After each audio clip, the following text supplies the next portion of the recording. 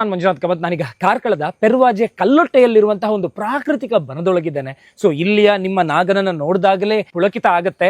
ಯಾಕಂದ್ರೆ ಇಲ್ಲಿ ಯಾವುದೇ ಕಾರಣಕ್ಕೂ ಸಿಮೆಂಟಿನ ಅಥವಾ ಕಾಂಕ್ರೀಟ್ನ ಗುಡಿ ಇಲ್ಲ, ನೇರವಾಗಿ ದೇವರು ಮಣ್ಣಲ್ಲೇ ಇದ್ದಾರೆ. ಸೊ ಹಿಂದ್ಗಡೆ ಹುತ್ತ ಇದೆ. ಸೊ ಅತ್ಯಂತ ಪ್ರಾಕೃತಿಕವಾಗಿ ಒಂದಷ್ಟು ಮರಗಳಿಂದಲೇ ಒಂದು ಕೋಟೆಯ ರೂಪದಲ್ಲಿ ಈ ನಾಗಬನ ಸುರಕ್ಷಿತವಾಗಿದೆ. ನಾವೆಲ್ಲರೂ ಕೂಡ ನಾಗಬನವನ್ನ ಹೀಗೆ ಇಟ್ಟುಕೋಬೇಕು. ಒಂದಂತಾದ್ರೆ ನಾಗರ ಪಂಚಮಿಯನ್ನು ಹೇಗೆ ಆಚರಿಸಬೇಕು, ವೈದಿಕ ವಿಧಿವಿಧಾನಗಳ ಬಗ್ಗೆ ಯಾವುದೇ ಮಾತುಗಳಿಲ್ಲ. ಸೊ ಅದು ಪರಂಪರಾನುಗತವಾಗಿ ನಡೀತಾ ಇರುತ್ತೆ. ಆದ್ರೆ ನಾವೆಲ್ಲರೂ ಅದರ ಜೊತೆಗೆ ಒಂದು ತಪ್ಪನ್ನ ಮಾಡ್ತೇವೆ.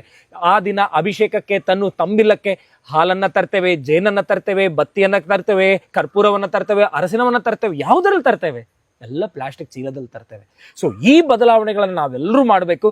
ಜೊತೆಗೆ ಹೂವನ್ನ ಭಕ್ತಿಯಿಂದ ಅರ್ಪಿಸ್ತೇವೆ. ಆದ್ರೆ ನಾವು ತರುವ ಹೂವು ವಿಷ ಸಿಂಪಡಣೆಯ ಹೂವು ಆಗಿರುತ್ತೆ ಎನ್ನುವಂಥದ್ದನ್ನು ನಾವು ಮರಿತೇವೆ.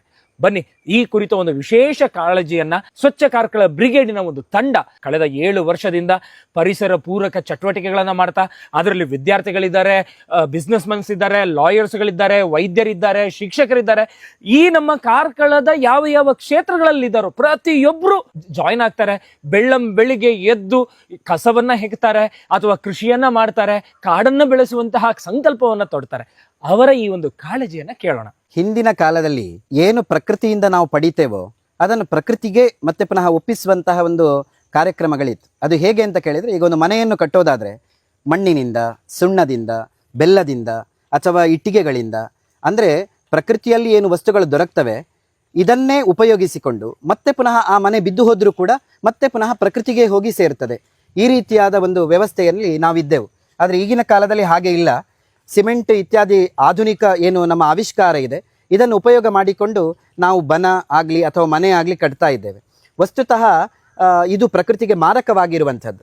ನಾವು ಪ್ರತಿಯೊಂದು ಕಡೆಯೂ ಕೂಡ ಬನವನ್ನು ರಚನೆ ಮಾಡುವಾಗ ಅದರ ಸುತ್ತ ಮಣ್ಣು, ಹೊಯ್ಗೆ ಅಥವಾ ಕಲ್ಲು ಯಾವುದು ಮತ್ತೆ ಪುನಃ ಬಿದ್ದರೂ ಕೂಡ ಅದು ಪ್ರಕೃತಿಗೆ ಮಾರಕ ಆಗೋದಿಲ್ವೋ ಅಂತಹ ದ್ರವ್ಯಗಳನ್ನು ಉಪಯೋಗಿಸಿ ನಾಗನ ಬನವನ್ನು ಮಾಡೋದು ಅತ್ಯಂತ ಶ್ರೇಷ್ಠ ಅಂತ ನಮ್ಮ ಅಭಿಪ್ರಾಯ. ಮುಂಚಿನವರ ಆಲೋಚನೆ ಏನಿತ್ತು ಕೇಳಿದರೆ, ನಾವು ಬದುಕಬೇಕು, ಮತ್ತೊಬ್ಬರಿಗೂ ಬದುಕಲಿಕ್ಕೆ ಬಿಡಬೇಕು ಅಂತ.